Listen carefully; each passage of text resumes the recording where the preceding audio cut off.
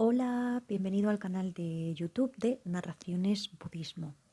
Este material que vamos a escuchar ahora está cedido por la página web studybuddhism.com/es. Studybuddhism.com, según su página web, ellos comentan que son una vasta fuente de enseñanzas budistas auténticas presentadas de forma aterrizada y práctica. Su página web es gratuita y libre de publicidad. Su objetivo es poner la sabiduría del Tíbet a disposición de nuestro mundo moderno. Su página de internet es la siguiente generación de los archivos Pershing, fundada en 2001 por el Dr. Alexander Pershing, un maestro, traductor y practicante budista con más de 50 años de experiencia. Cuentan con un equipo internacional de más de 80 personas y studybuddhism.com sigue creciendo, ya que constantemente añaden artículos, vídeos y enseñanzas en audio. Ellos amablemente nos han dado la oportunidad de narrar su contenido en castellano en esta página de YouTube, en este canal de YouTube de Narraciones Budismo. Así que gracias a ellos y gracias a todos los que escuchan. Vamos a comenzar recitando la toma de refugio. Tomo refugio hasta que alcance la iluminación en el Buda, el Dharma y la Asamblea Suprema. Por el mérito virtuoso acumulado con la práctica de la generosidad y las otras perfecciones, pueda alcanzar el estado de Buda para beneficio de todos los seres. Tomo refugio hasta que alcance la iluminación en el Buda, el Dharma y la Asamblea Suprema. Por el mérito virtuoso acumulado por la práctica de la generosidad y las otras perfecciones, pueda alcanzar el estado de Buda para beneficio de todos los seres. Tomo refugio hasta que alcance la iluminación en el Buda, el Dharma y la Asamblea Suprema. Por el mérito virtuoso acumulado con la práctica de la generosidad y las otras perfecciones, pueda alcanzar el estado de Buda para beneficio de todos los seres. Los 4 pensamientos inconmensurables. Puedan todos los seres disfrutar de la felicidad y de sus causas, puedan todos los seres estar libres del sufrimiento y de sus causas, puedan todos los seres nunca estar separados de la felicidad libre de sufrimiento, puedan todos los seres permanecer en la ecuanimidad libre de la parcialidad, del deseo y del odio, puedan todos los seres disfrutar de la felicidad y de sus causas, puedan todos los seres estar libres del sufrimiento y de sus causas, puedan todos los seres nunca estar separados de la felicidad libre de sufrimiento, puedan todos los seres permanecer en la ecuanimidad libre de la parcialidad, del deseo y del odio, puedan todos los seres disfrutar de la felicidad y de sus causas, puedan todos los seres estar libres del sufrimiento y de sus causas, puedan todos los seres nunca estar separados de la felicidad libre de sufrimiento, puedan todos los seres permanecer en la ecuanimidad libre de la parcialidad, del deseo y del odio. Hacemos un ofrecimiento del mandala. Esta base, ungida con perfume, cubierta de flores, adornada con el monte Meru, los 4 continentes, el sol y la luna, la visualizo como una tierra de Buda y la ofrezco. Puedan todos los seres disfrutar de esta tierra pura. Excelentes y venerables maestros, desde las nubes de compasión y sabiduría que se forman en el cielo del Dharmakaya, por favor, haced descender una lluvia del vasto y profundo Dharma de acuerdo a las necesidades de aquellos que han de ser instruidos. Idam Guru Ratna Mandala Kam Niryatayami. Tantra.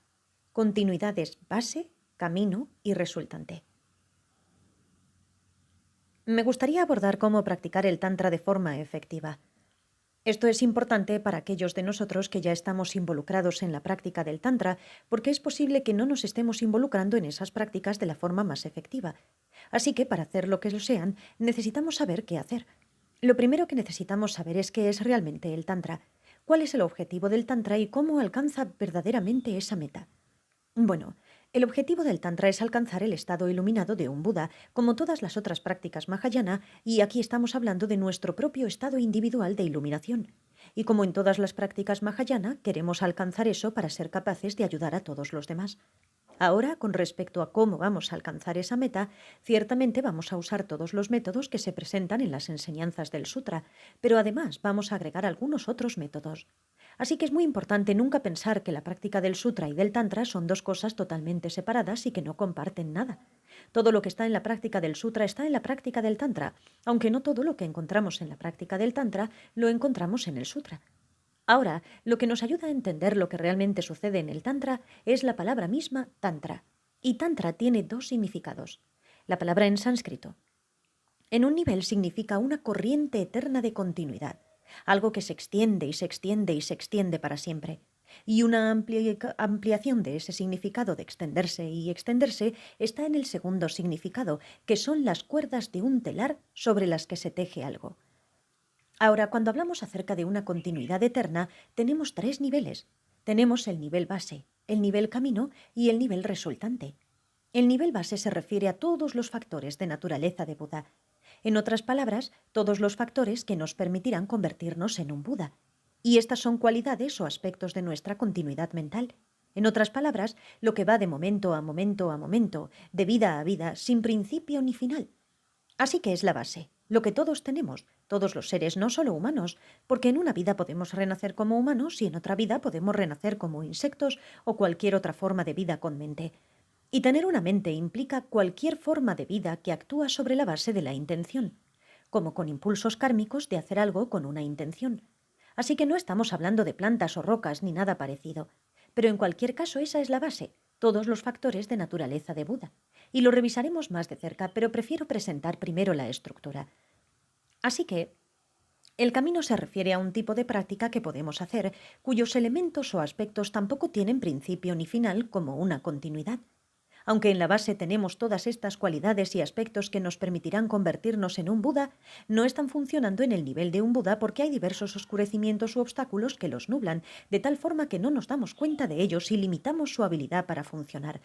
Así que necesitamos una práctica que nos permita deshacernos de estos oscurecimientos, de estos bloqueos y fortalecer estos aspectos de naturaleza de Buda para que funcionen plenamente.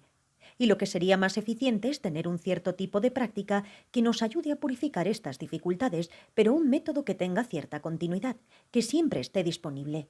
Y esta es nuestra práctica con el Tantra. De nuevo revisaremos más cuidadosamente a lo que realmente se refiere este método. En el nivel resultante, lo que queremos alcanzar o lograr es el estado iluminado de un Buda, en el que todas estas cualidades y aspectos funcionan plenamente y queremos que esa sea una continuidad que siga para siempre. Así que el Tantra es básicamente un método muy eficiente para purificar los obstáculos que impiden que nuestros aspectos de naturaleza de Buda funcionen plenamente como un Buda. De eso es de lo que se trata el Tantra en un nivel sumamente básico. Bien, si revisamos lo que son estos factores de naturaleza de Buda, hay muchas maneras diferentes de presentarlo. Y una presentación importante es que tenemos dos entramados, algunas veces llamadas dos colecciones. Tenemos un entramado de fuerza positiva, a lo que a veces se le llama colección de mérito. Y tenemos un entramado de darse cuenta profundo, algunas veces llamado colección de sabiduría o entendimiento profundo o algo así. ¿A qué se refiere eso? ¿Cómo podemos tener eso sin principio? Como dije, tener una continuidad mental, ser lo que se llama un ser sintiente, lo cual de hecho significa un ser limitado, un ser con una mente que está limitada, y no queremos decir mentalmente deficiente ni nada de eso, simplemente que no es capaz de funcionar plenamente. Ahora, esa mente, esa actividad mental momento a momento a momento, es capaz de conocer cosas. Tenemos la habilidad de conocer cosas, pero esa habilidad para conocer cosas es limitada, está nublada por lo que se conoce como no darse cuenta o lo que en algunos idiomas se traduce como ignorancia. Y básicamente esto significa, o bien que simplemente no nos damos cuenta, no conocemos la causa y el efecto. Ya saben, cuál es el efecto de nuestro comportamiento. Y no sabemos cómo existimos, cómo existen los demás, cómo todos existen. Simplemente no sabemos eso, no es obvio. O tenemos un entendimiento incorrecto de ello. Pensamos, por ejemplo, que si le gritamos a alguien, de alguna manera esa persona hará lo que nosotros queremos que haga y le agradaremos, lo cual obviamente no siempre funciona, y que eso nos hará sentir más felices. No entendemos que tratar a alguien de forma no amable solo nos traerá más problemas e infelicidad. O pensamos que si los explotamos de alguna manera seremos más felices. O que... o si no sabemos el resultado o lo sabemos de forma incorrecta, eso es lo que quiere decir. O que podemos contaminar el medio ambiente y eso no tendría ningún efecto. Eso es completamente incorrecto, ¿no es así? Lo mismo en términos de la realidad. Pensamos que podemos hacer algo y que eso existe completamente aislado por sí mismo. No sabemos, o sabemos de forma incorrecta, que todo está interconectado. Nada existe de forma aislada y tenemos todo tipo de emociones perturbadoras basadas en el no darse cuenta. Así tenemos codicia y apego y lujuria. Si tan solo puedo obtener algo, eso me hará feliz. Y enojo y aversión. Si puedo alejarme de las cosas, eso me hará más feliz. Eso me hará sentir seguro. Y por otro lado tenemos la ingenuidad. Si tan solo pudiera desaparecer las cosas para no tener que lidiar con ellas, como si no existieran, eso me haría feliz. Y sobre la base de estas emociones perturbadoras, entonces actuamos de formas destructivas o constructivas. Pero detrás de las formas constructivas hay ingenuidad. Seré amable contigo para que me ames, para sentirme necesitado o algo así. Y actuar de estas formas, a esto se le conoce como conducta kármica. Es actuar en términos del karma. Lo llamamos así y produce diversas repercusiones del karma. Tendencias, acumula tendencias, potenciales, hábitos. Y así, de actuar constructivamente, se acumula lo que yo llamaría fuerza positiva o potencial positivo. Eso a menudo se traduce como mérito. Y de actuar de forma negativa o destructiva se acumula fuerza negativa, potencial negativo. Eso algunas veces se traduce desafortunadamente como pecado. Pero mérito o pecado, estas palabras realmente no dan la connotación apropiada. Solo estamos hablando de fuerza positiva y fuerza negativa, potencial positivo, potencial negativo. Así que es fuerza positiva o potencial positivo para ser capaces de experimentar nuestro tipo ordinario de felicidad y para ser capaces de experimentar los llamados mejores o más afortunados renacimientos, el humano, etc. Y el potencial negativo, la fuerza negativa, es su potencial o fuerza para experimentar infelicidad, dolor, etc. Y el renacimiento en uno de esos peores reinos, como un animal o un fantasma. Ahora, obviamente, en cada estado de renacimiento podríamos tener felicidad e infelicidad, pero estamos hablando de lo que resulta en felicidad y también resulta en un mejor renacimiento, y lo que resulta en infelicidad y peores renacimientos. Así que felicidad en cualquier renacimiento, infelicidad en cualquier renacimiento. Todos experimentamos que algunas veces somos felices y algunas veces somos infelices. Diferentes niveles de eso no tiene que ser algo intenso, pero de todos los experimentamos. Así que eso indica que todos tenemos cierto tipo de fuerza positiva y cierto tipo de fuerza negativa, cierto potencial positivo y cierto potencial negativo. Y lo que sucede es que también tenemos emociones perturbadoras, ya mencionamos eso. Y estas emociones perturbadoras son las que activará esos potenciales que traerán un nuevo renacimiento, dependiendo de qué grupo de potenciales será un mejor renacimiento con mejores circunstancias o no tan buenas circunstancias, o un peor renacimiento con mejores circunstancias o no tan buenas circunstancias. Así que lo que es relevante aquí en términos de nuestros factores de naturaleza Buda es la fuerza positiva, el entramado positivo. Y dado que tenemos un renacimiento sin principio desde el tiempo sin principio, todas estas fuerzas positivas se entrelazan. Por eso le llamamos entramado. No es solo una colección de cosas desconectadas entre sí. Y este entramado de fuerza positiva es un factor de naturaleza de Buda porque puede, si está en un estado más puro, no mezclado con la confusión, dar surgimiento al tipo de felicidad que tiene un Buda y contribuir a ello, diría yo. En otras palabras, podemos trabajar con él para alcanzar la felicidad de un Buda. Y esta fuerza positiva, como dije, cuando es activada por las emociones perturbadoras, puede dar surgimiento a nuestra apariencia ordinaria en uno de estos mejores estados de renacimiento, por decir, como humanos. Pero si está purificado, si nos deshacemos de las emociones perturbadoras y demás, podría ser la causa que dará surgimiento al cuerpo puro de un Buda. Así que este entramado de fuerza positiva es uno de nuestros factores de naturaleza de Buda. También tenemos este segundo entramado, el de darse cuenta profundo. Y hay muchos niveles de darse cuenta profundo que se pueden incluir aquí, pero en el nivel más básico se refiere a las diversas formas en las que opera la mente, la forma en la que opera la actividad mental en cualquier estado de renacimiento. Sin entrar en detalles técnicos, ¿cómo opera nuestra actividad mental? Es capaz de recibir información. Es capaz de juntar información en categorías iguales, de tal forma que pueda entender las cosas, como ser capaz de ver que dos cosas son igualmente comida. Por ejemplo, incluso un gusano puede hacer eso. La habilidad de conocer cosas individualmente. Puedo conocer esta botella de agua individualmente, dentro de todo lo que veo, por ejemplo. Quiero decir, cualquiera puede hacer eso. Y cuando veo estas dos botellas de agua enfrente de mí, puedo saber, puedo señalar una de ellas, así que puedo conocerla individualmente. Somos capaces de hacer eso. La mente trabaja así. Y otra cosa que puede hacer la actividad mental es saber cómo involucrarse con algo, cómo usar algo. Yo sé que para beber esta agua necesito levantar la botella, quitar la tapa y llevarla a mi boca. Los gusanos saben cómo comer, es decir, sabemos cómo hacer las cosas y sabemos lo que son las cosas. No necesitamos tener un nombre para eso. El gusano no tiene un nombre para el agua, pero sabe que eso es agua, lo que nosotros llamaríamos agua con la palabra agua. Eso está a un nivel base. Así que llamaremos a esto tipo de darse cuenta profundo. Es muy profundo, es muy fundamental. Profundo aquí significa muy fundamental. En algunos casos puede significar profundo, en este caso significa realmente fundamental, profundo en ese sentido. Y es claro que todos tenemos eso, porque estas son las características innatas más básicas de la actividad mental, cómo opera la mente. pero son limitadas ahora, no están trabajando en su nivel más pleno de eficiencia. Es muy simple, somos capaces de recibir información, pero ¿cuántos de nosotros seríamos realmente capaces de recordar lo que todos en este salón estamos usando y todo eso? Así que aunque la información entra, estamos bastante limitados a lidiar con ella.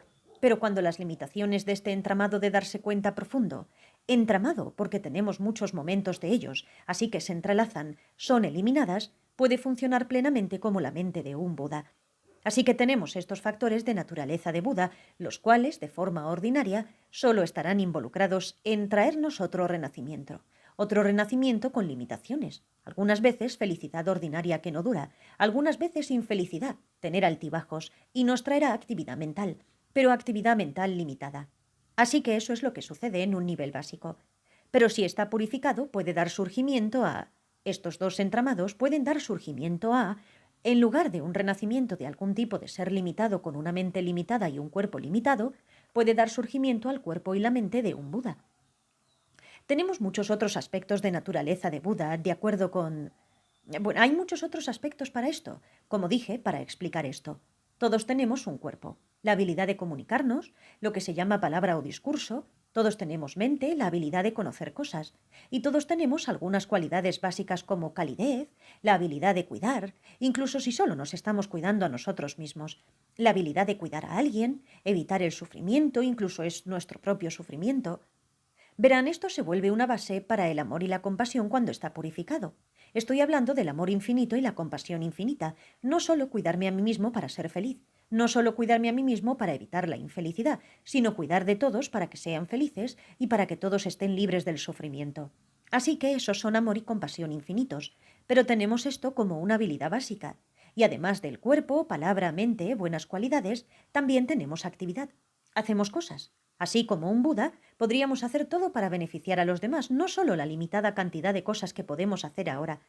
Así que estos son niveles base. Hay una continuidad. Siempre tenemos todos estos diferentes aspectos. Y además nuestra continuidad mental no existe de ninguna forma imposible. Una forma imposible sería que nunca pudiera mejorar, que nunca pudiéramos deshacernos de las limitaciones, cosas así. Eso es imposible. Así que ese es un aspecto muy importante aquí, pues todas estas cualidades entonces pueden verse afectadas. Son afectadas por causas y condiciones. Pueden crecer. Las limitaciones, etcétera, pueden ser afectadas por causas y condiciones. Pueden ser disminuidas, pueden ser eliminadas. Así que estas cosas no existen en la forma imposible de estar aisladas, congeladas, estancadas. Ahora, en el nivel resultante, como un Buda, tendríamos todos estos diversos aspectos, todas estas diversas cualidades funcionando a su nivel más pleno sin limitaciones, y todas ellas estarían funcionando y operando y presentes de forma simultánea al mismo tiempo. Así que ahora queremos tener un método que nos permita trabajar con este nivel base para alcanzar ese nivel resultante, de tal forma que ese nivel base, en lugar de continuar para siempre de forma limitada, continúe para siempre en la forma plenamente efectiva, plenamente eficiente de un Buda, para siempre, una continuidad, Tantra. Así que lo que queremos como un método para permitirnos alcanzar esa etapa realmente, esa etapa resultante, es un tipo de práctica que utiliza todos estos factores básicos. Los usa simultáneamente de una forma que nos ayudará a alcanzar la meta resultante. Y queremos usar un método, si queremos ser realmente eficientes, uno que es similar o paralelo a lo que tenemos en el nivel base y lo que tenemos en el nivel resultante. Así que aquí tenemos las prácticas camino del Tantra. En otras palabras, las prácticas del Tantra que usamos como un camino para alcanzar este estado resultante, el estado iluminado de un Buda. Y queremos usar el tipo de práctica que tiene como su base algo que no tiene principio ni final. Tantra, la palabra Tantra. Y esto se refiere a las diversas figuras búdicas con las que trabajamos. Las llamamos deidades tántricas. Cuando se utiliza el término deidades para ellas, ciertamente no se usa en el sentido de un dios creador o en el sentido de los dioses hinduistas o de la Grecia antigua. No nos referimos a eso en absoluto. En lugar de ello, el término es un tipo especial de dios, o un dios que está por encima de estos tipos ordinarios de dioses. En inglés, por lo general, usamos la palabra deidad porque Dios implica un creador. Así que usamos la palabra deidad, pero yo prefiero apartarme de esa terminología porque puede ser muy confusa para muchas personas. De hecho, esta palabra tipo especial de deidad es el término tibetano. El término sánscrito, que eso traduce realmente, significa una deidad que se utiliza para alcanzar una meta deseada. El término es deseada, ishtadevata en sánscrito. Es una forma de deidad que usamos para alcanzar nuestra meta deseada, lo cual no es llegar al cielo o ser ricos, sino alcanzar la iluminación. Y pienso que los tibetanos se dieron cuenta de que traducir eso literalmente al tibetano sería muy mal entendido, así que lo tradujeron como tipo especial de deidad. Y quizás deidad se utiliza porque el tipo de cuerpo del que estamos hablando es muy sutil, no nuestro habitual cuerpo material. Pero hay otro término que se utiliza para esto en tibetano, jidam, y significa ji, mente, y dam es diminutivo de damchik, lo cual significa vínculo estrecho. Así que esta es una figura con la que uno hace una conexión estrecha, un vínculo estrecho con, para nuestra mente, para alcanzar nuestra meta deseada, que es la iluminación. Así que, ¿qué tenemos aquí? Estamos trabajando con figuras que provienen de un contexto indio tradicional, por lo que tienen cierta variedad de formas que son muchos colores diferentes. A menudo tienen muchas caras, muchos brazos, muchas piernas, y aunque pueden cambiar momento a momento, cambian momento a momento. ¿Qué significa eso? No significa que estén envejeciendo o enfermando, o que crezcan de bebés a adultos. Pero al imaginarnos a nosotros mismos de esta forma, podemos hacer diversas cosas. Y en momentos podemos darnos cuenta de ello y en momentos no darnos cuenta. Así que en ese sentido están cambiando momento a momento, no son estáticas. Están en esta categoría de fenómenos, los llamados fenómenos no estáticos de tipo estático. Son no estáticos, ya saben, momento a momento a momento, pero son duraderos, no tienen principio ni final. En otras palabras, tienen una forma establecida y no tuvieron que crecer, no tuvieron que ir a la escuela, no envejecen, etc. Así que siempre están disponibles en la misma forma para siempre, para que nosotros podamos usarlas como un objeto en nuestra meditación. En ese sentido forman un tantra, una corriente eterna. Y aún así algunas figuras pueden ser en cierto sentido modeladas a partir de alguien que fue un ser limitado, como Tara, que fue una mujer. Quiero decir, en una vida particular fue una mujer y tomó votos para alcanzar la iluminación en una forma femenina, para animar a las mujeres a alcanzar la iluminación. Así que existió un ser conocido como Tara, pero la forma búdica real, la figura búdica de Tara, es solo, en cierto sentido, modelada a partir de ella. Así que lo que queremos hacer en nuestra práctica es, en lugar de este entramado de fuerza positiva que da surgimiento a un tipo ordinario de cuerpo en un renacimiento, que nos haga surgir en la forma de una figura búdica, Tara o Manjushri. Y queremos que nuestro entramado de darse cuenta profundo, en lugar de dar surgimiento a un tipo limitado de mente con habilidades limitadas para entendernos, queremos que dé surgimiento al tipo de mente de un Buda con todas las cualidades de la mente y lo que diferenciaríamos en Occidente como mente y corazón. Habilidades para entender, habilidades para conocer cosas, así como compasión, amor, todos estos aspectos que clasificarían como cualidades del corazón. Y queremos que nuestra palabra sea como la de un Buda, no solo limitada en su habilidad de comunicar, sino capaz de comunicarse con todo el mundo de una forma que realmente comunique a los demás, que puedan entender. Y queremos ser capaces de actuar de una forma en la que Buda actúa, la cual beneficia a todos. De hecho, en la forma en la que un Buda puede beneficiar a los demás es por lo que es conocido como influencia iluminadora. En otras palabras, sin esfuerzo. Un Buda en realidad no hace nada. Solo por esta influencia positiva que tiene un Buda, estimula a otros a crecer y desarrollarse de una forma positiva. Por supuesto, si es que los otros son receptivos. Tienen que ser receptivos a la influencia iluminadora de un Buda. Ahora, dado que en el nivel resultante queremos tener todos estos aspectos de forma simultánea, en el nivel resultante sí los tenemos todos de forma simultánea y en un nivel base también los tenemos de forma simultánea. Están todos ahí presentes. Así, en nuestro camino del Tantra, nuestra práctica, también queremos ser capaces de practicar todos estos aspectos diferentes de forma simultánea y eso es lo que hacemos en la práctica del Tantra. Este es otro significado de Tantra, como las cuerdas de un telar en el que se pueden tejer varias cosas. Así que con nuestra práctica del Tantra, con todos estos brazos, piernas y caras, tenemos una estructura para ser capaces de tejer todos los diferentes aspectos que desarrollamos en las prácticas de Sutra. Todos estos brazos, piernas y caras, y todas las cosas que están sosteniendo y los colores, representan diversos aspectos de estas cualidades, diversos aspectos de las prácticas para alcanzar estas cualidades y demás, y muchas de ellas tienen muchos niveles de lo que representan, no solo uno. Así que nos imaginamos, para empezar, trabajamos con la imaginación, imaginamos que tenemos el cuerpo de una de estas figuras y mantenemos en nuestra presencia mental todas las cosas que nuestros brazos y piernas y caras representan, no solo para recordar una lista, sino para de hecho generar lo que representan. Así que tenemos estos aspectos del cuerpo, aspectos de la mente, estas buenas cualidades. Y al mismo tiempo nuestra palabra dice mantras, los cuales imaginamos que son capaces de comunicar y enseñar a todos, ayudar a todos pueden entenderlos. Y también tenemos actividad búdica funcionando también, esta influencia iluminadora. Al mismo tiempo, imaginamos que emitimos luces que van hacia todos y los alivian de sus problemas, les traen todas las buenas cualidades, hacen ofrendas, etc. Todo eso mientras estamos ahí como un Buda de la figura búdica, sin tener que realmente levantarnos e ir a ayudarlos de forma más física. Solo por nuestra presencia, por estas luces que salen de nosotros, los ayudamos, los influenciamos de forma positiva, de tal manera que superen sus problemas. Y hacemos todo esto de forma simultánea, al mismo tiempo en la práctica del Tantra. Y de esa forma, esto actúa como una causa, un camino, por decirlo así, para alcanzar lo auténtico, cuando todos estos aspectos pueden funcionar como las cualidades y aspectos de un Buda iluminado.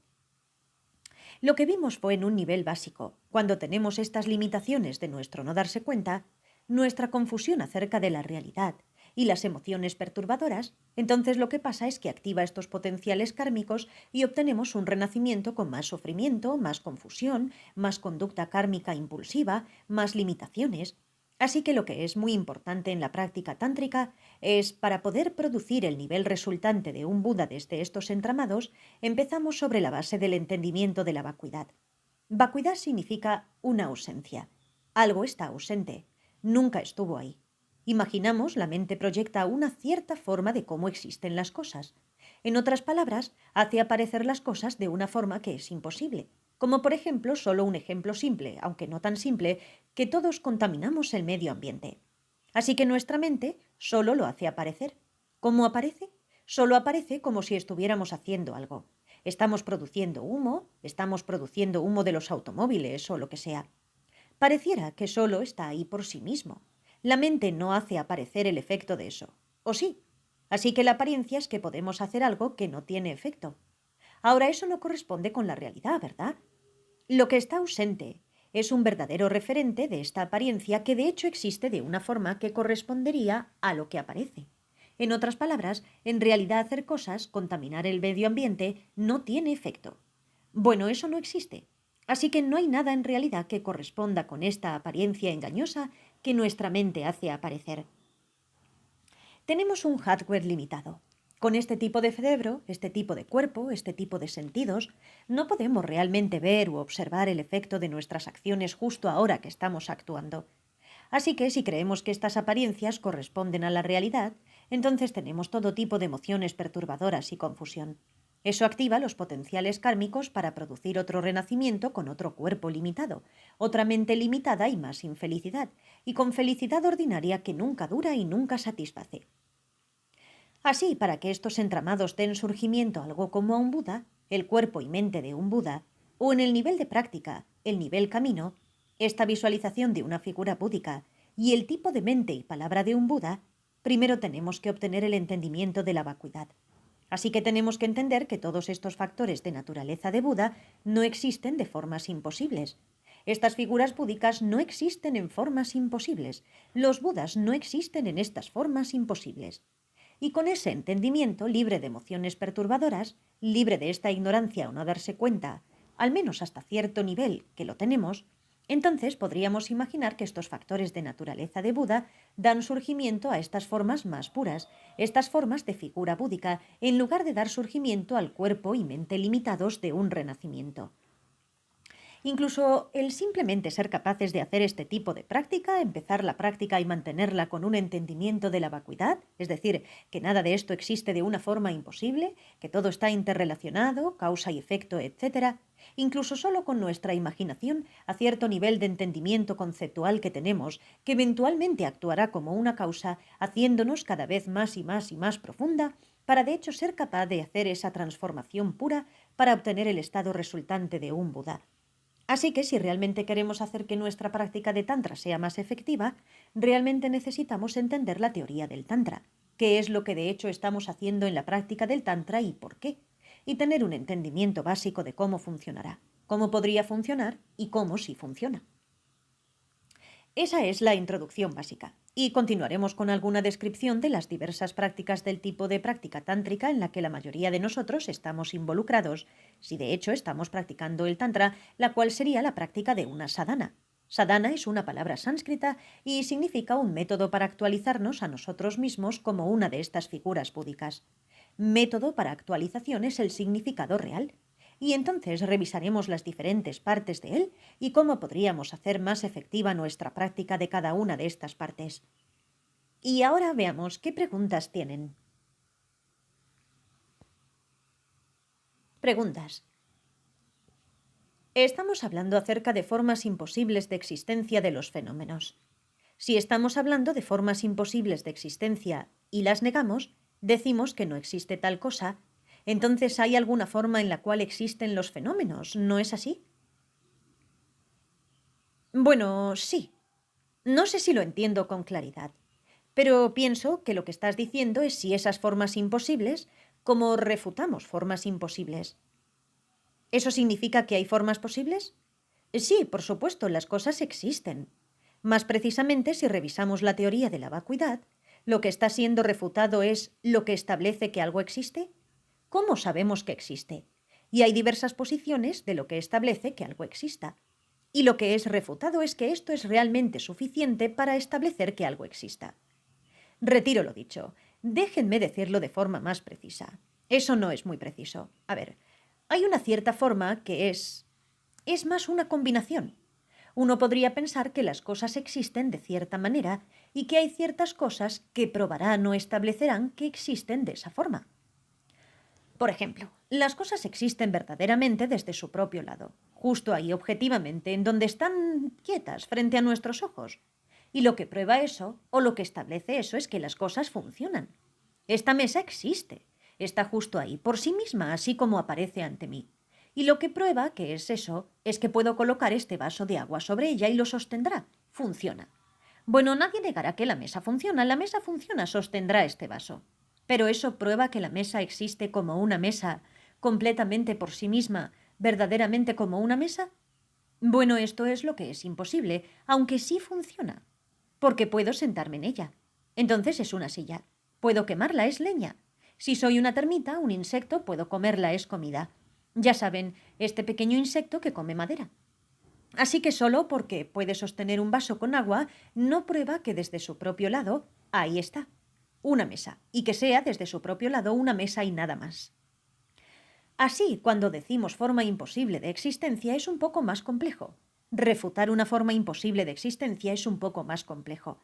Tiene que ver con la forma en que algo existe y lo que lo establece, lo que prueba su existencia.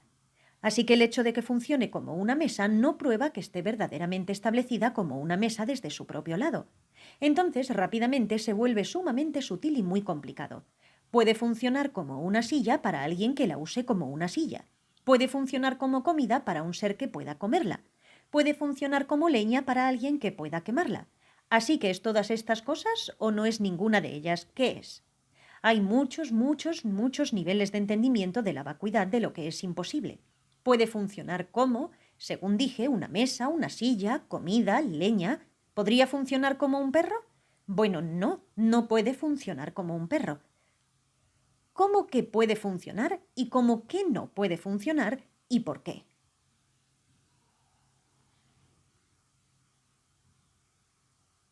Los taburetes también y todo lo que mencionaste, una mesa, una silla, comida y leña, ¿todas estas son formas imposibles? No, son posibles. Lo que es imposible es que existan desde su propio lado como esas cosas, independientemente de cómo las etiquetemos y usemos. En otras palabras, que haya algo dentro de ellas que las haga ser una mesa, una silla, leña, etc. Y no hay nada dentro de ellas que la haga ser un perro. Eso me permite usarlas solo como ciertas cosas, pero no como otras. Pero tenemos que pensar en ello a gran profundidad. Nadie está negando que puedan ser usadas como esas cosas, como lo que es posible. A ver, ¿cuál es la palabra rusa para mesa? Stol. ¿Eso existe como una mesa o existe como una stol? ¿Qué es? Así que uno llega a este tipo de preguntas. ¿Qué es lo que te permite llamarle mesa y stol, pero no te permite llamarle correctamente perro? ¿Qué tal si un grupo de personas decidiera que en nuestro idioma lo llamaremos perro? Quizás en algún idioma africano se llama perro. ¿Qué significa perro? ¿Qué significa en nuestro idioma? ¿Qué es? ¿Es un perro? Y entonces empieza a ponerse muy interesante. ¿Es posible hablar de mesa no en términos de nuestra relación con el mundo? ¿Podemos hablar de ella sin el sujeto que la percibe? ¿Qué sería si quitáramos al sujeto? Bien, si quitamos al sujeto no podemos hablar de eso. Así que no hay análisis de ella. No hay conocerla, no hay discusión sobre ella sin un sujeto. Si no hay nadie en esta habitación, esta se vuelve la pregunta interesante. Si no hay nadie en esta habitación y no tenemos una cámara espía o algo así, ¿hay una mesa en la habitación? ¿Cómo establecemos que hay una mesa en la habitación? Solo podemos establecer que hay una mesa en la habitación con relación a un sujeto, una mente que la percibe. No hay forma de establecerla de forma separada, independientemente de una percepción de ella o de un pensamiento de ella o algo así, lo cual está asociado con una mente que inventa un nombre. Así que ese es todo el asunto aquí. ¿Cómo establecemos que algo existe? Y es imposible, desde un punto de vista budista, establecer que algo existe independientemente de una mente. Ahora, eso no significa que solo exista en mi cabeza. Pero si vamos más allá del marco de nuestra mente individual y hablamos en términos de nuestra mente universal global de un Buda, entonces, desde el punto de vista de esta mente del Buda, ¿podemos hablar de este objeto? Podemos, pero eso es con relación a una mente.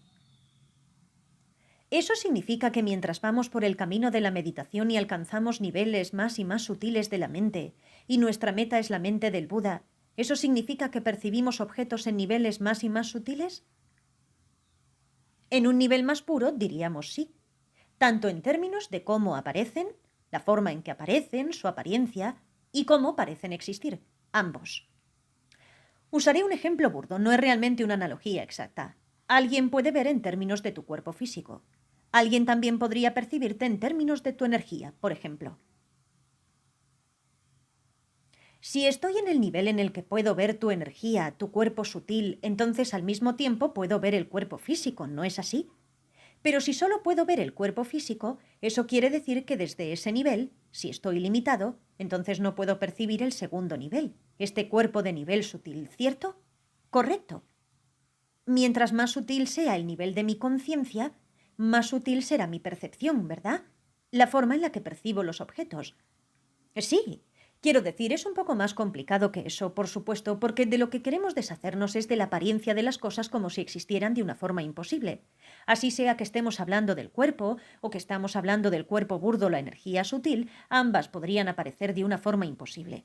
Así que uno quiere deshacerse de esa apariencia de una forma imposible de existencia y ser capaz de percibir todos los niveles diferentes de lo que algo podría parecer ser. Como un Buda puede aparecer en formas muy sutiles y en formas más burdas.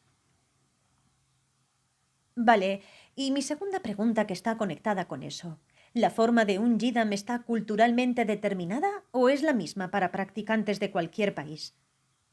Bueno, desde el punto de vista del budismo dirían que es la misma, sin importar de cuál cultura provengamos, aunque estas formas surgieron dentro de la cultura india.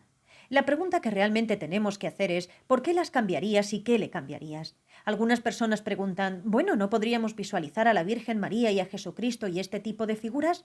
Pero de hecho los cristianos se sentirían muy ofendidos si hiciéramos eso. ¿Los cristianos indios y tibetanos deberían tener al Buda en una cruz? Quiero decir, es igual de ofensivo. Y entonces, ¿qué vamos a imaginar? ¿Vamos a imaginar a Mickey Mouse? ¿Qué vamos a imaginar? ¿Qué forma diferente vamos a usar? Así, aunque quizás estas figuras sean ajenas para nosotros, también son ajenas para los indios y los tibetanos. No encontramos personas caminando por ahí con 3 caras y 6 brazos y diferentes colores, así que también es extraño para ellos. Pero los tibetanos las usan, los chinos las usan, los japoneses las usan. ¿Qué nos hace diferentes a nosotros? Pregunto porque en países latinoamericanos hay algunos practicantes que tienen visiones de estos yidams con una forma diferente. Por ejemplo, Tara, pero esta Tara tiene una cabeza adicional de águila. Y las personas a cargo ahí han aceptado oficialmente estas formas y dicen que están bien. Bien, la cosa es que cada una de estas diversas figuras pueden aparecer de muchas, muchas formas diferentes. Así que tomamos Avalokitesvara, que es Chenresi en tibetano. Puede ser blanco, también hay formas rojas, algunas están sentadas, algunas de pie, algunas tienen 2 brazos, algunas tienen 4 brazos, algunas tienen 1000 brazos. Así que hay muchas formas diferentes de cualquier yidam de una figura búdica. También se dice que cuando las prácticas se vuelven demasiado popularizadas, la gente las trivializa, entonces otras formas se revelarán, sea en una visión o en algún texto tesoro enterrado o algo así. De esa forma, tener una cabeza de águila o algo así no es tan inusual. Quiero decir, hay formas de Vajrapani, por ejemplo, que tienen un cuello de caballo y una garuda, que es un tipo de águila, como parte de él. Así que no hay nada terriblemente especial en lo que describes que sucede en Latinoamérica. Podría ser, tiene cabeza de caballo y una garuda encima, un águila. Se llama combinación Vajrapani Hayagriva Garuda. Así que en la India le dicen garuda al águila. Pero el punto es que, si hay otra figura, otra forma ha sido revelada de una de estas figuras, entonces la persona que hacen la práctica basadas en esta forma necesitan ser capaces de alcanzar los resultados. Su efectividad, su validez es determinada por si funciona o no. No es solo la alucinación de una persona demente.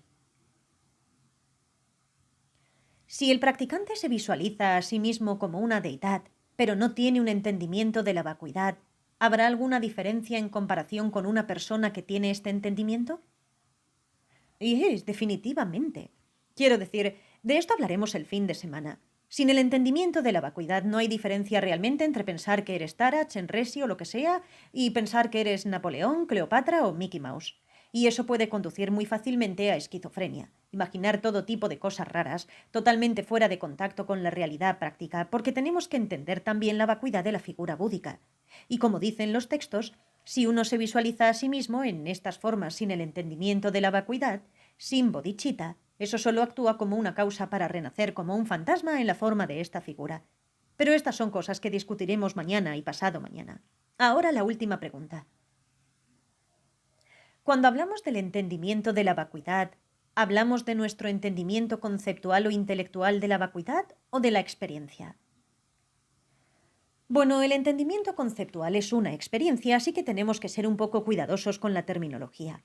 Pero estamos hablando de... En primer lugar, será conceptual, porque para empezar esa es la única forma en que puede ser. Pero después necesita, por supuesto, ser no conceptual. Así que hay diversas etapas de cómo alcanzar esa cognición no conceptual, y lo que es realmente esencial es conocer cuál es la diferencia entre conceptual y no conceptual. La diferencia entre estas dos no es la misma diferencia que entre intelectual e intuitivo. Esa es una forma diferente de dividir la experiencia, es una forma occidental de dividirla.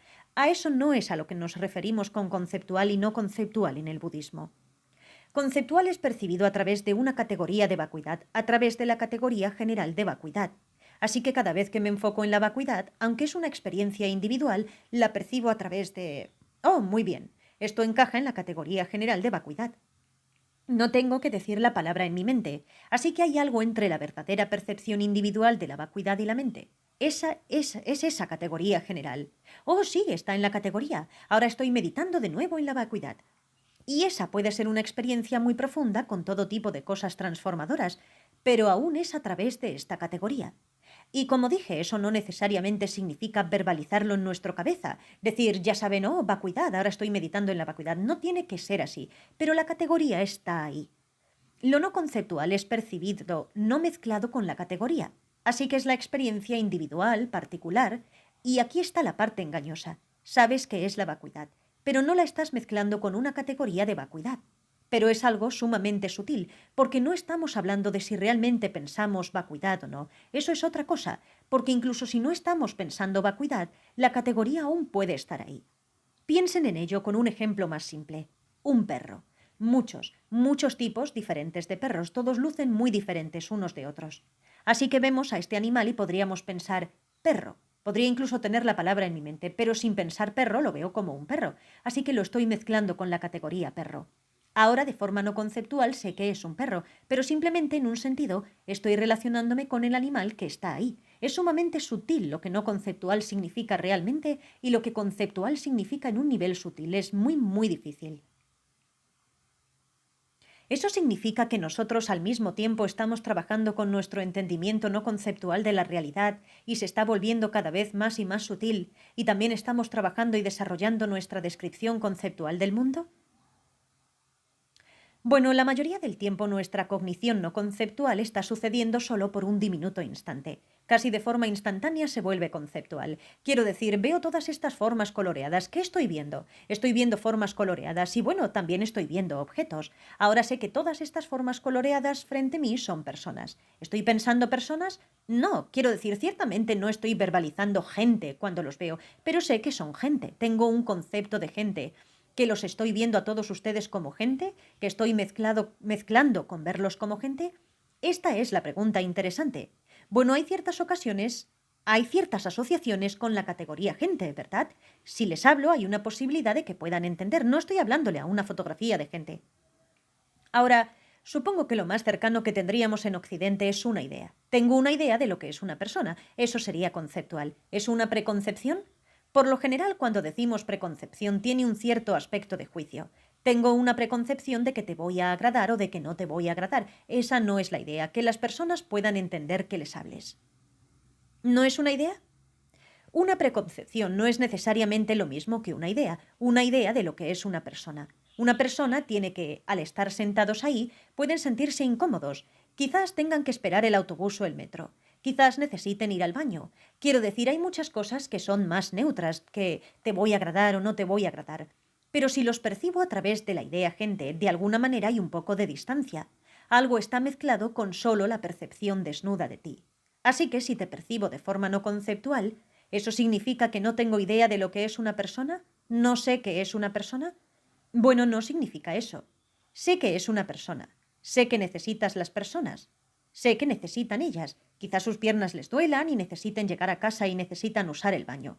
Yo sé eso, pero eso no está mezclado con verlos como gente, o algo así. Pero como dije, tiene que ver con dos categorías, de hecho. Categoría de gente y artículos individuales que encajan en una categoría, en oposición a solo los artículos individuales. Es muy sutil, es muy difícil de reconocer en nuestra meditación, muy difícil. La indicación a menudo es en términos de cuán vívido es el objeto. Si está mezclado con la categoría no tan vívido. Un poco se dice que es velado, ligeramente velado. Pero con frecuencia, cuando estamos despiertos, esta percepción sensorial no conceptual es tan diminuta que realmente no podemos reconocerla. El momento en el que podríamos reconocerla es en sueños. Los sueños son no conceptuales. Lo que vemos y escuchamos en sueños es no conceptual. Podemos pensar en un sueño, eso es conceptual, por supuesto, pero la imagen del sueño es mucho más vívida. Sin embargo, por lo general, nuestra presencia mental en el sueño es muy pequeña y ni siquiera lo recordamos.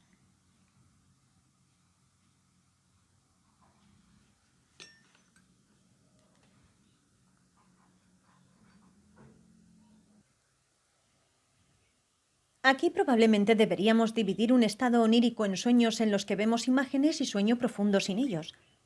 Sí, correcto. Nos estamos refiriendo al surgimiento no solo de imágenes visuales, sino sonidos, olores, sensaciones físicas. Podríamos imaginar que comemos en un sueño. Y el problema es que, hasta donde sé, desde una perspectiva budista, cuando estamos hablando de cuando dormimos y vemos sueños, eso también es conceptual. Cuando vemos sueños, no en el sueño profundo, cuando no vemos imágenes oníricas, cuando vemos sueños, hasta donde sé, es conceptual. No, no necesariamente, no lo es. Sí tenemos cogniciones conceptuales en los sueños, definitivamente. Pensamos, podemos planear, podemos hablar en nuestros sueños y cosas así, pero estamos hablando de realmente tener una visión en un sueño. Eso es no conceptual, es una calidad diferente de ver cosas con los ojos y una cualidad diferente de solo imaginar algo mientras estamos despiertos. Es más vívido, parece más real, y por lo general no estamos pensando mucho. Esta es una transcripción de un seminario de Moscú, Rusia, septiembre de 2010. Pensaba dividir el audio en dos partes, pero lo voy a hacer seguido. Continuemos con la parte 2.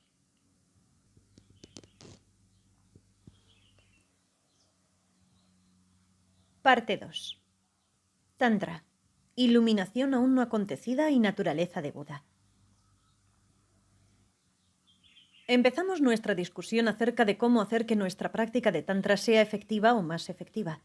Y vimos que lo fundamental para empezar es entender qué es el Tantra y cuál es el punto esencial de la práctica tántrica, cómo funciona. Revisamos que Tantra significa una corriente eterna de continuidad. Y en un nivel base, eso se refiere a todos nuestros factores de naturaleza de Buda, los cuales son características innatas de nuestra continuidad mental. Innata significa que surgen simultáneamente a cada momento de nuestra actividad mental, cada momento de nuestra continuidad mental. Eso es lo que significa innato, ¿no es así? Esa palabra innato literalmente es que surge simultáneamente. Surge simultáneamente con la continuidad mental. Y el nivel resultante es cuando todos estos factores de naturaleza de Buda están trabajando en su máxima capacidad, su máxima habilidad. En otras palabras, el estado iluminado de un Buda, el cual también continuará para siempre. Así que los factores básicos de la naturaleza de Buda están en el nivel base, sin principio y sin final. Pero los obscurecimientos que la obscurecen, los cuales limitan la capacidad de estos factores de trabajar en su máxima eficiencia, aunque no tienen principio, pueden terminar debido a que estos obscurecimientos no están basados en la realidad o en el entendimiento. Y entonces su base, el no darse cuenta, puede ser reemplazado con darse cuenta correcto sin interrupción. Y así, estos factores perturbadores, esos factores obscurecedores, nunca surgirán de nuevo. Y entonces estos factores de naturaleza de Buda ya no estarán limitados, funcionarán en su máxima capacidad y continuarán para siempre. Es muy importante estar totalmente convencidos de estos factores de naturaleza de Buda para poder practicar el Tantra de forma efectiva, porque sin esta convicción, entonces es muy fácil caer algunas veces en la baja autoestima. Pensamos que realmente no podemos lograr nada, que no somos suficientes, etc. Por otro lado, si nos vamos al extremo opuesto de pensar que soy un Buda, que ya soy un Buda, que realmente no necesito hacer nada para ser un Buda, entonces nos sobreestimamos estos factores de naturaleza de Buda. Y por supuesto, dado que aún no estamos iluminados, cometemos muchos errores al estar completamente llenos de arrogancia y de falso orgullo. Ahora también tenemos el camino del Tantra. Hablamos acerca de la base, el resultado, ahora también tenemos el camino, y este camino tantra se practica con esas figuras búdicas. Estas figuras búdicas no son algo que empiecen como bebés, que tengan que ser concebidas, empiezan como bebés y crezcan. Son algo que permanece siempre disponible para siempre. Así, en ese sentido, son un tantra. Y vimos que la práctica del tantra implica imaginarnos a nosotros mismos, al principio imaginar, pero con el tiempo transformarnos en estas figuras búdicas. Y al mismo tiempo, empezando con la imaginación, imaginamos que tenemos la mente de un Buda, así todo el entendimiento, el amor, la compasión, etc. de un Buda. Y también imaginamos que tenemos la palabra de un Buda, así que tenemos mantras que pueden comunicarse perfectamente con todos. E imaginamos que la forma en la que estamos actuando beneficia a todos los seres, así que imaginamos que emanan luces de nosotros y benefician a todos. Emanan luces de nosotros, de nuestro corazón. Y para trabajar con estas figuras búdicas, que tienen muchos brazos y caras, nos ayudan a mantener en mente todas estas cosas que representan, todas las cualidades de un Buda. Para poder trabajar con eso necesitamos entender la realidad de lo que sucede, lo cual de hecho implica bastante. Cuando hablamos de mí, la persona, el todos son yo individuales. Es algo que es etiquetado sobre lo que se conoce como nuestros factores agregados. El cuerpo, la palabra, la mente, las emociones, todo lo que está aconteciendo a cada momento. Así, en términos de todos estos factores, los cuales están cambiando en diferentes niveles, cada momento de nuestra continuidad vida tras vida, hay una manera de unir todo eso. Nos referimos a ello con la palabra o concepto yo. Y esa palabra o concepto yo, de hecho, se refiere a algo, al yo convencional, aunque no hay un yo sólido que se pueda encontrar con una gran línea alrededor, sentado dentro de nuestra cabeza hablando. La voz en mi cabeza y manipulando, controlando lo que está sucediendo o solo observándolo. Sí existimos. Hay un yo, pero ese es el yo convencional. Lo que no existe es el yo falso. El yo falso como lo que correspondería a una palabra, algo que solo estuviera sentado ahí con una gran línea alrededor. Yo, como si estuviera encapsulado en plástico, aislado de todo lo demás, nunca cambiante, una especie de mónada. De cualquier manera, ese es el yo falso. Así que tenemos este yo convencional que es etiquetado, decimos, o imputado sobre todos estos factores cambiantes de nuestra experiencia. Así, entre estos factores cambiantes de nuestra experiencia en cada momento, tenemos estas características de naturaleza de Buda, ¿no es así? Y recordemos que a lo que nos referíamos con estos factores de naturaleza de Buda es al entramado de fuerza positiva o potencial positivo que tenemos y algún entramado de darse cuenta profundo. la forma en que la mente realmente opera y conoce las cosas al tomar información y unir las cosas, etc. Y tenemos cierto tipo de cuerpo, cierto tipo de apariencia. La energía va hacia afuera. Hay cierto tipo de habilidad comunicativa. Están todas las facultades mentales de entender, conocer, sentir diferentes niveles de felicidad, infelicidad, emociones, etc. Las emociones positivas, de las que estamos hablando en términos de los factores de naturaleza de Buda, son el amor, la compasión, la calidez. En términos del cuerpo, la apariencia que tenemos, nuestra forma ordinaria, eso es algo que surge de estos potenciales kármicos. Y así nuestra continuidad mental operará en cierto tipo de cuerpo físico, un tipo de vida u otro, niveles diferentes de cuerpos físicos, y esa será la apariencia que tendremos. Ahora, una apariencia samsárica ordinaria, una apariencia como ser humano, como perro, como fantasma, como cucaracha o lo que sea, eso será generado por estos factores obscurecedores. Parte de cada momento de nuestra experiencia son no solo estos factores de naturaleza de Buda, sino también la falta de darse cuenta, diversos tipos de emociones perturbadoras y demás, impulsos kármicos, etc., potenciales kármicos positivos y negativos.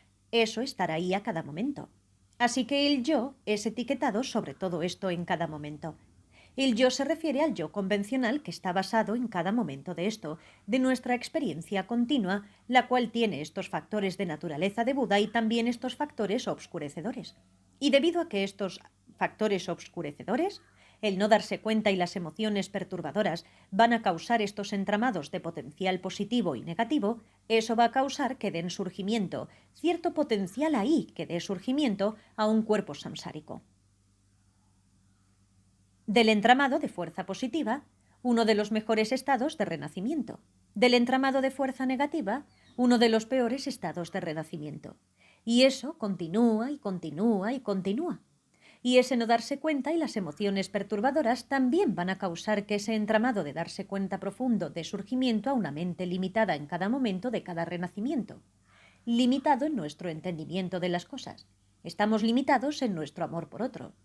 Quizás esté solo centrado en nosotros mismos o en unas cuantas personas. Todas esas limitaciones. Así que, ¿qué es lo que hacemos con nuestra práctica tántrica en términos de imaginarnos a nosotros mismos como una figura búdica o con el tiempo generarnos a nosotros mismos como una figura búdica? Entendemos, esto es muy importante para poder hacer que la práctica del Tantra sea más efectiva, que estos factores obscurecedores pueden ser eliminados. No tienen una base firme, en el sentido de que no están basados en la realidad. Están basados en la ignorancia, la cual puede ser refutada y por lo tanto eliminada. No saber cómo existen las cosas puede ser reemplazado por saber cómo existen las cosas. Saberlo de forma incorrecta puede ser reemplazado por saberlo de forma correcta. Y aunque esa eliminación, esa cesación de estos factores obscurecedores no ha sucedido todavía, entendemos que puede ocurrir. Ahora, cuando sucede, cuando la cesación de estos factores obscurecedores ocurre, entonces ese entramado de potencial positivo, junto con el entendimiento correcto, da surgimiento, en lugar de algún tipo de renacimiento, cuerpo, apariencia y demás, de uno de los mejores renacimientos, un renacimiento samsárico. En lugar de eso, dará surgimiento a una apariencia del cuerpo iluminado de un Buda. Eso aún no ha acontecido, pero puede acontecer. Así que si pensamos en términos de nuestra continuidad mental, entonces en algún momento del futuro es posible que todos estos factores obscurecedores sean eliminados. Habrá una cesación verdadera de ellos y entonces todos los potenciales de estos factores de naturaleza de Buda estarán funcionando a su nivel máximo, dando surgimiento al cuerpo, palabra, mente, etc. de un Buda en el que nos convertiremos, un Buda individual en el que nos convertiremos. Así que, aunque esto aún no ha acontecido, esta es una apariencia que tendremos como un Buda que aún no ha acontecido. Y todos estos, un cuerpo aún no acontecido de un Buda, una palabra y mente aún no acontecidas de un Buda, todas estas cosas pueden ser válidamente conocidas porque pueden acontecer, aunque no estén aconteciendo ahora mismo. Y el yo convencional también puede ser etiquetado sobre eso. Pensamos en términos de la continuidad mental, momento a momento a momento, experimentándola cuando éramos un bebé, ahora como adultos, cuando seamos una persona anciana, si vivimos tanto tiempo. Todo eso, sobre toda esa continuación, podemos etiquetar yo. Aunque el yo está cambiando momento a momento, aún es yo. Así que ese estado aún no acontecido de Buda que alcanzaremos, eso también será yo. Yo puede ser etiquetado válidamente sobre eso. Así que lo único que podemos hacer ahora es representar ese estado iluminado que podemos alcanzar con algo similar a él, y eso sería algo en nuestra imaginación. Y podemos etiquetar yo sobre nuestro imaginario, estado iluminado aún no acontecido. Pero para poder ser capaces de hacerlo de una forma válida, racional, es necesario preceder esa visualización. Visualización es imaginación. Precederla con un entendimiento de la vacuidad. Eso también es parte de la naturaleza de Buda. Recordemos que el no darse cuenta, ignorancia, es lo que está generando, en un sentido, a través de un complicado proceso, pero para simplificarlo, está generando nuestra apariencia samsárica ordinaria, nuestra mente limitada ordinaria, nuestro discurso ordinario limitado, con todas nuestras emociones perturbadoras. Pero ninguna de estas existe de forma imposible, la forma imposible en la que parece existir como si fuera sólidamente yo. Ahí está, encapsulado en plástico, nunca cambiará, existiendo completamente por sí mismo, no relacionado con nada más que suceda, ni relacionado con causas y condiciones. Así aparece. Simplemente está como sentado ahí, aquí estoy. Y así, con el entendimiento de la vacuidad, nos enfocamos en que no hay tal cosa como algo que corresponda con esta apariencia. No hay tal cosa en la realidad, en términos de este yo encapsulado en plástico, esta apariencia ordinaria de mí mismo encapsulado en plástico. Así es como me veo en el espejo, ahí estoy yo. Así, con el entendimiento de la vacuidad, nos enfocamos en que no existe tal cosa. Aclaramos todo esto. Y luego ese entendimiento, compasión, el deseo de beneficiar a los demás, causará que el entramado de fuerza positiva dé surgimiento a esa apariencia pura como una figura búdica. Sobre esa base, esta apariencia más pura, mantener el entendimiento de la vacuidad que no existe en ningún tipo de forma imposible, que tampoco está encapsulado en plástico, sostenemos lo que se llama el orgullo de la deidad. Así que etiquetamos yo sobre esa base. Ese yo es etiquetado ahora sobre el cuerpo, palabra y mente iluminadoras aún no acontecidos que podemos alcanzar sobre la base de estos factores de naturaleza de Buda. Y estoy representando eso con mi imaginación, lo cual funcionará como una causa para realmente alcanzarlo, alcanzar ese estado aún no acontecido de forma mucho más rápida, porque es paralelo a ello, similar a ello, mientras conserve el entendimiento de la vacuidad y la motivación, compasión, amor y bodhicitta. La bodhicitta está enfocada en este estado nuestro de iluminación aún no alcanzada, aún no acontecida, un estado individual, aquí, así que se enfoca en eso. Y ahora estoy visualizando algo que lo representa, así que estoy enfocado en eso. Y como motivación, amor, compasión y la intención de ayudar a todos tanto como sea posible, cuando ese estado aún no acontecido sea reemplazado por un estado de Buda que acontezca en el presente. Y para poder producir un estado de iluminación que acontezca en el presente, el estado de un Buda, pues entiendo que aún no está aconteciendo.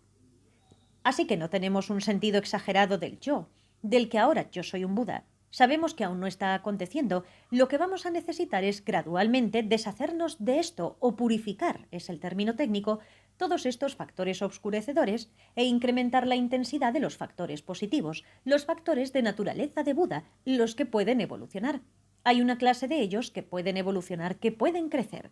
Y así, para hacer que nuestra práctica de Tantra sea efectiva, necesitamos entender todo esto y practicar con ese entendimiento. Nos damos cuenta de que estos factores de naturaleza de Buda están ahí. Nos damos cuenta de que todos estos obscurecimientos también están ahí limitándolos y todo esto está sucediendo momento a momento.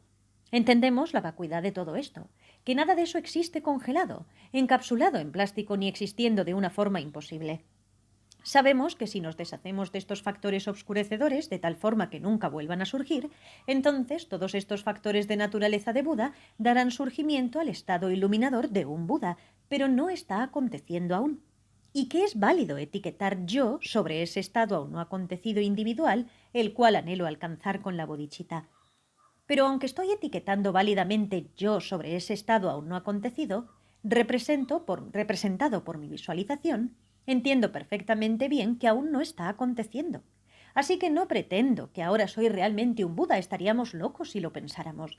Y entendemos que para alcanzar un estado de budeidad que acontezca en el presente, necesitamos no solo enfocarnos en esta visualización, esta identificación de yo etiquetado sobre este estado aún no acontecido, representado por la visualización. Eso no es suficiente.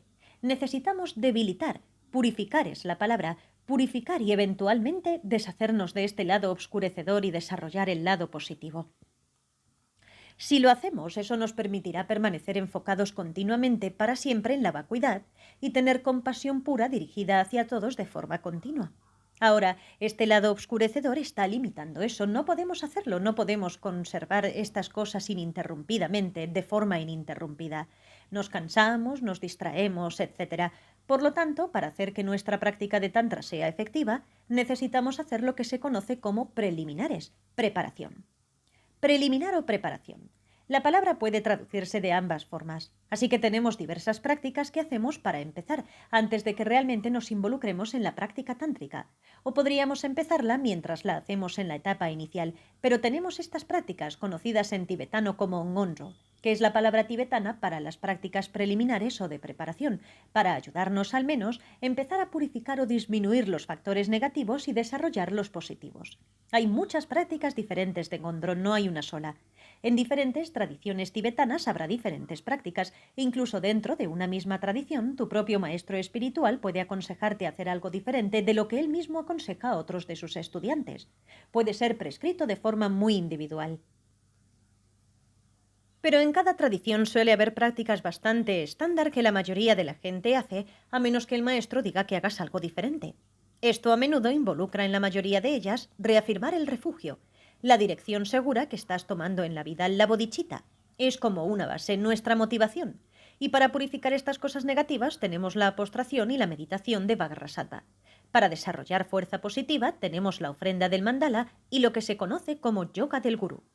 Y así, sin entrar en mucho detalle en torno a qué son cada una de estas prácticas, lo que hacemos como preparación es repetir cada una de ellas 100.000 veces, o en algunas tradiciones 135.000 veces, o en otras tradiciones 108.000 veces. Realmente no importa, el punto es mucho. En algunas tradiciones ni siquiera se cuenta, simplemente lo hacemos hasta obtener cierta indicación de que es efectivo. Porque es muy fácil quedarse atascado en contar y perder el foco del verdadero estado mental que estamos tratando de generar. Solo estamos acumulando números. Y no debemos pensar que solo porque hemos hecho un ngondro eso es todo. No, no tengo que hacer nada más, podemos pensar. Porque si vemos las prácticas de sadhana que están hechas, por supuesto que hay algunas que son muy cortas, que están resumidas y dejan cosas fuera, pero las que están abreviadas son solo la estructura. Se supone que incluyamos en ellas todos los detalles de la versión larga, las prácticas completas, y todas las prácticas completas tienen como primera parte todas estas prácticas ngondro de nuevo, así que hacemos un poco de eso cada día.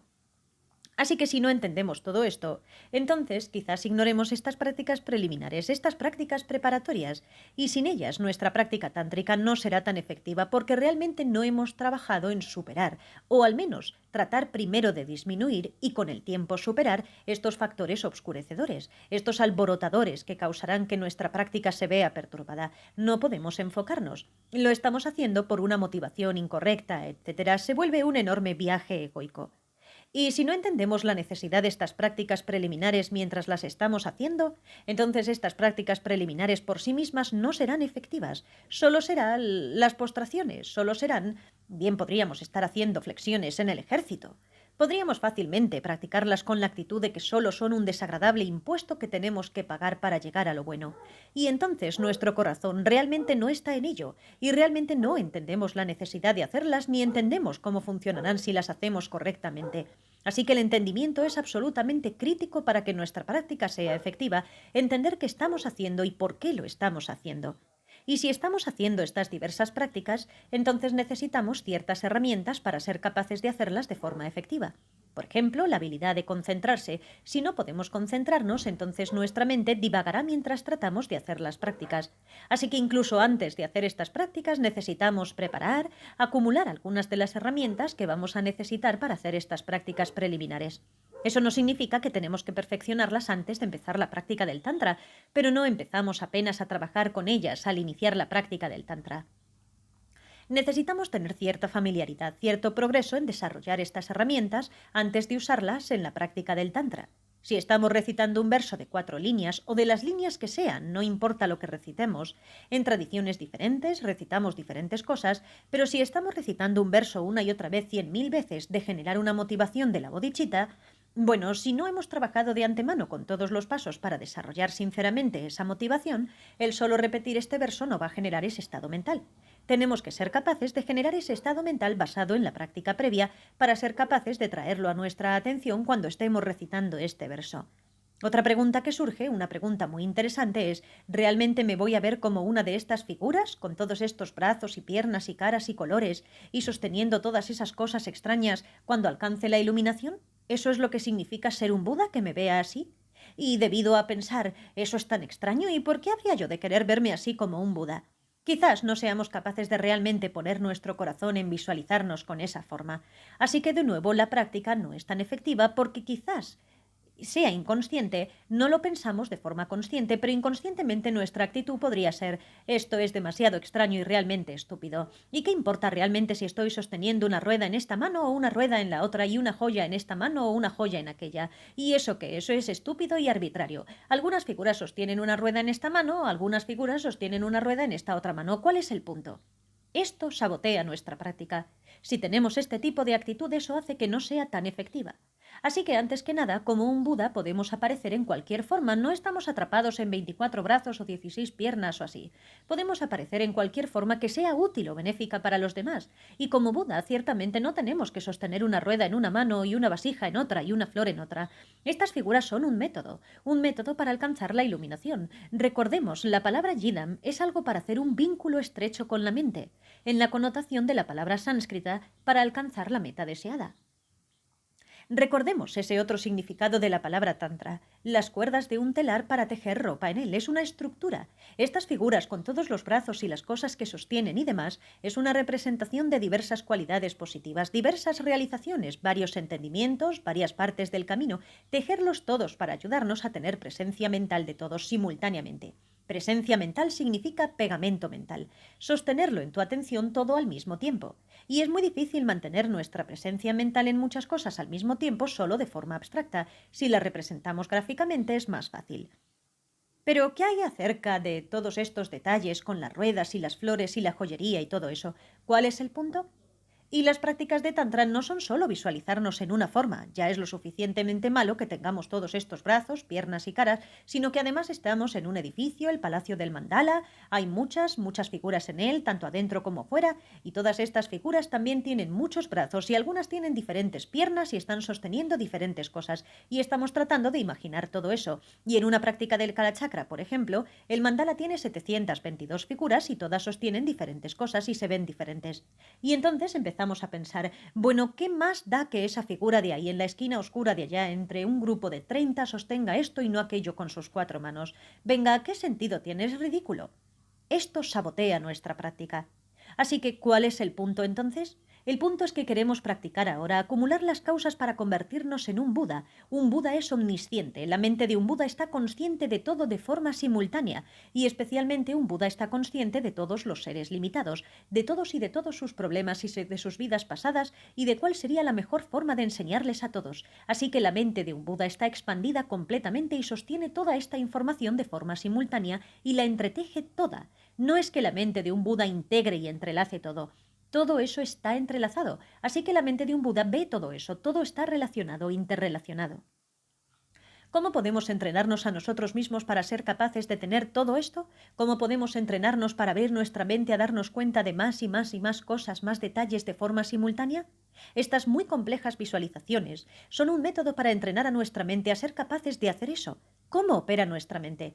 Bueno, podemos entender cosas con imágenes, podemos entender cosas con palabras, podemos entender cosas con hechos, podemos entender cosas con sentimientos, con emociones. Y para algunas personas en nuestro estado ordinario, una forma de entender las cosas quizás sea más prominente que otras. Algunas personas son mucho más visuales, más gráficas, otras personas son más verbales. Algunas personas pueden aprender cosas mucho más fácilmente si las ven escritas, otras las aprenden mucho mejor escuchándolas. Así que todos tenemos diferentes aspectos de cómo podemos retener información. información, cómo podemos aprender, cómo podemos entender a través de diferentes medios. Así que tenemos factores de naturaleza de Buda, los cuales nos permiten hacer todo eso. Queremos desarrollar todas estas formas posibles de conocer cosas, especialmente dado que queremos ser capaces de enseñar a otros y tenemos que ser capaces de comunicarnos a través de cada uno de los medios. Visualizar estos detalles gráficos nos ayuda a ampliar nuestra mente. Y no solo estamos haciendo eso, porque también estamos tratando de conservar en mente lo que representan, etc. Diversos sentimientos de amor, compasión, paciencia, los diversos niveles de entendimiento. El contenido real de estas imágenes, como digo, es arbitrario, en un sentido. No arbitrario porque hay ciertos símbolos que son utilizados, pero sí está en esta mano, en aquella realmente no importa tanto porque hay muchas variaciones. Si tenemos un sistema con todas estas imágenes, sin importar cuán complejo sea, obviamente en nuestra práctica empezamos con unas imágenes que son menos complejas, y entonces trabajamos para hacer unas que sean más grandes y más grandes y más complejas. El punto es entrenar a la mente para mantener todos esos detalles de forma simultánea, con igual concentración en todos ellos. Y hay detalles de cómo se hace eso, cómo nos entrenamos para hacer eso. No importa que lo que son estas imágenes parezca arbitrario, porque podría ser cambiado en otro sistema. Eso no importa, ese no es el punto. Y el punto no es ser capaces de visualizar flores y vasijas y ruedas y cosas. Eso no es tampoco el punto, es solo un método para entrenar a la mente. Y hay convenciones que han sido establecidas, aunque quizás fue establecido en la India y no provenga de nuestra cultura. Pero ¿cuál es la diferencia? La luna representa la bodhicitta, un sol representa el entendimiento de la vacuidad, un loto representa la renuncia. Bueno, está bien, ¿por qué no? ¿Por qué tengo que cambiarlo? No hay razón para cambiarlo. Eso es algo interesante para investigar en términos de nuestras actitudes. ¿Por qué querría cambiarlo? ¿Y qué le cambiaría? ¿Qué voy a representar? ¿La bodichita con una imagen de una botella de agua mineral? Quiero decir, ¿qué le vamos a cambiar? ¿Y por qué? ¿Porque no me gusta? ¿Porque yo no crecí con esto? Esa no es una razón suficiente. Así que, de nuevo, para que la práctica del Tantra sea efectiva, necesitamos entender, como he estado explicando en esta conferencia, la base, el resultado y también el camino. ¿De qué se trata? ¿Cómo funciona? ¿Por qué está funcionando? ¿Y por qué es así? Y además otro factor de naturaleza de Buda es que estos factores positivos de naturaleza de Buda, los que evolucionan, pueden ser estimulados positivamente para crecer. Así que eso habla de inspiración. A través de la inspiración, estos factores pueden crecer. Ahora, la inspiración es lo que yo traduzco como inspiración, a menudo se traduce como bendición, pero hace que las cosas sean demasiado vagas y casi místicas, y eso lleva a interpolar ideas de otras religiones en el budismo. Bendiciones es un término que no me gusta usar. Podemos inspirarnos para estimular estos factores a crecer.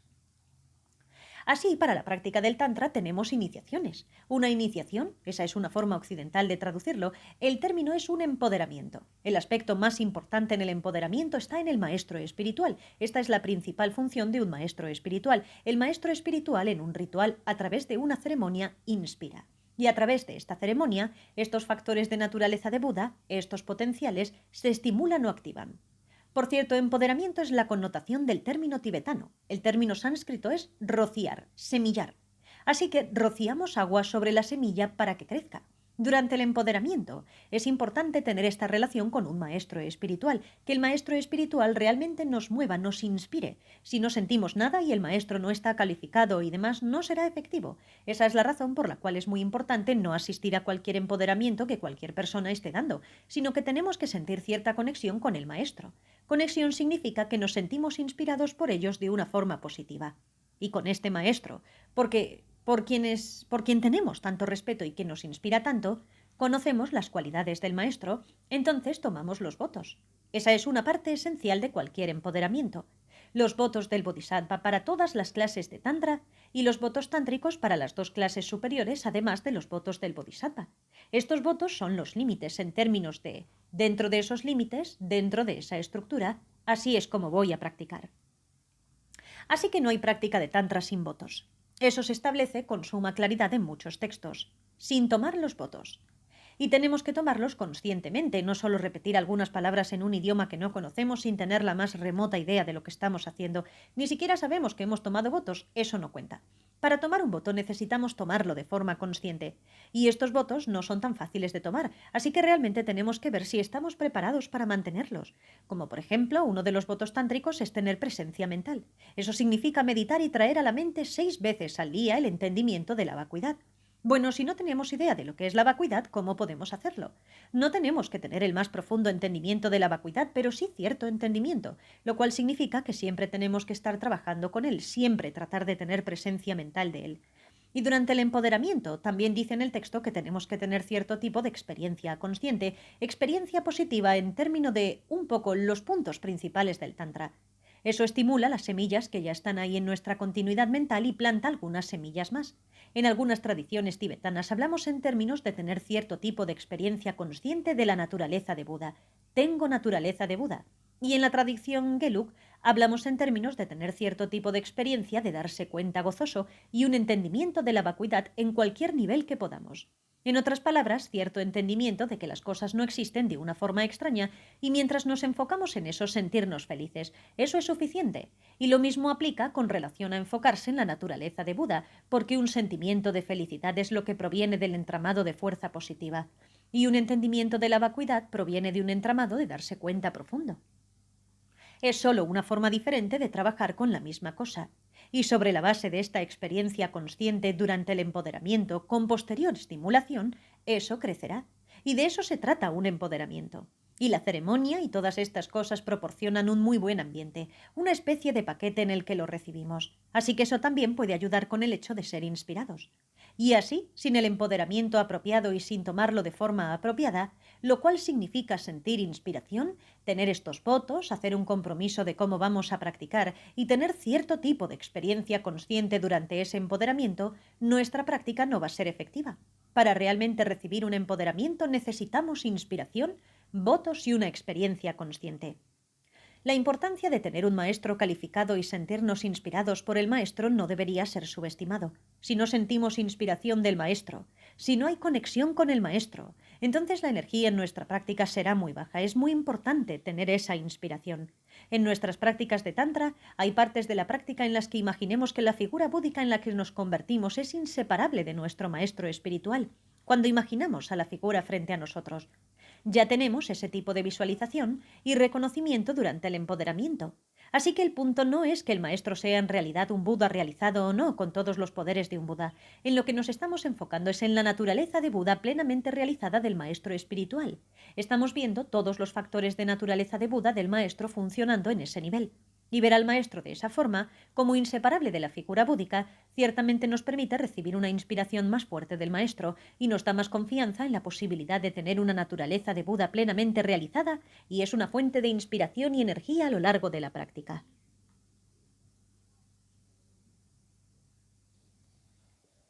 No es necesario que realmente pasemos tiempo físico con el maestro, o mucho tiempo o poco tiempo, pero la práctica del Tantra es altamente repetitiva. Cuando hacemos un compromiso en un empoderamiento, eso, y el compromiso siempre son los votos.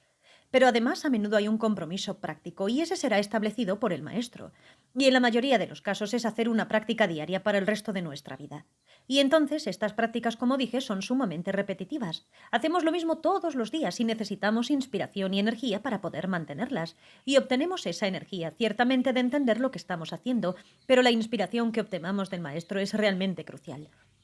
No es que el maestro sea alguien separado allá afuera y nosotros estemos haciendo nuestra práctica aquí, sino que el maestro es inseparable de esta figura búdica que está frente a nosotros, que internalizamos y visualizamos. De esa forma nos hemos integrado completamente con el maestro como un Buda. Y ese es el punto de lo que se conoce como yoga del gurú. Y aunque podríamos hacer yoga del gurú, quizás hacerlo como un preliminar y definitivamente es una parte de todas las prácticas de sadhana, aunque podríamos hacerlo solo con una visualización de una figura histórica, digamos Padmasambhava, Guru Rinpoche, en la forma de una de estas figuras búdicas, o Tsongkhapa o lo que sea, la práctica tiene mucha más energía si un maestro vivo con el que hemos tenido algún tipo de contacto. Sí lo hay. Si hay un maestro en esas condiciones, incluso si es un gran público con 20.000 personas, ya saben, su santidad el Dalai Lama, hay un cierto tipo de experiencia personal y realmente hemos visto a un ser humano así. Esto brinda mucha más energía y con frecuencia imaginaremos al maestro, al fundador de un linaje y a la figura búdica como uno solo. Pero por supuesto, el maestro necesita estar calificado. Y nuestra relación con ese maestro necesita ser saludable, no una que esté mezclada con emociones perturbadoras de yo sé más que tú y arrogancia, o enojarnos con el maestro por una u otra razón o estar demasiado apegados. Tiene que estar libre de estas emociones perturbadoras. Tiene que ser una relación madura y saludable. Y eso no es fácil porque, después de todo, cuando tenemos un fuerte aferramiento a un yo sólido, tendemos a pensar que somos especiales. Y si sinceramente vemos al maestro como a un Buda, bueno, un Buda tiene un interés igualitario por todos. Nadie es especial para un Buda o todos son igualmente especiales, pero el punto es que para un Buda todos somos iguales. Así que obtenemos inspiración de un maestro, de quien no debemos pensar en términos de hoy soy tan especial y demás. El trabajo lo tenemos que hacer nosotros mismos. Estos son puntos difíciles, debo decir. El punto de ver al maestro como inseparable de la figura búdica, aunque es mencionado y enfatizado en todas las prácticas de Tantra, realmente no es fácil. Tenemos que trabajar de forma muy profunda para entender eso, de tal manera que realmente funcione de forma saludable. Y también pienso que necesitamos ser realistas en términos de no me siento igualmente inspirado todo el tiempo, no me siento inspirado para hacer mi práctica todo el tiempo. Después de todo es el samsara. Samsara, su naturaleza básica es que tiene altibajos. Así que, por supuesto, nuestro nivel de inspiración, nuestro nivel de práctica tendrá altibajos. Necesitamos continuar sin importar cómo, sea que nuestro estado de ánimo sea bueno o malo, sea que nos sintamos profundamente inspirados o no, simplemente lo hacemos. Y si podemos recordar las buenas cualidades del maestro, la amabilidad del maestro y demás, e integrarlas a la práctica del Tantra, eso nos ayudará a mantener nuestro nivel de energía, nuestra inspiración, aunque no sea de forma dramática. Así que es muy importante discriminar muy bien en términos del maestro de quien recibimos un empoderamiento. Primero necesitamos estar listos para recibirlo. El maestro necesita estar calificado y necesitamos sentir cierto tipo de conexión, cierto tipo de inspiración por parte del maestro. Si cualquiera de esos tres elementos falta, tendremos algunos problemas. Y así, estos son los puntos esenciales para practicar el Tantra de forma efectiva. Transcripción de un seminario en Moscú, Rusia, septiembre de 2010. Por Dr. Alexander Beresin. Pues gracias por llegar hasta aquí. Si quieres dejarnos tu sentir en los comentarios, te lo agradecemos. Y si quieres contactar conmigo, contratar nuestros servicios de locución, puedes hacerlo a través del canal de Narraciones Budismo, en el email narracionesbudismo@gmail.com. Puedes encontrarnos también en Instagram y Facebook como Narraciones Budismo. Si quieres hacer una contribución para el canal, también puedes hacerla siguiendo el enlace de PayPal. Y nada, deseamos que estés muy bien y cualquier cosa, estamos por aquí. Un abrazo. Gracias por escuchar.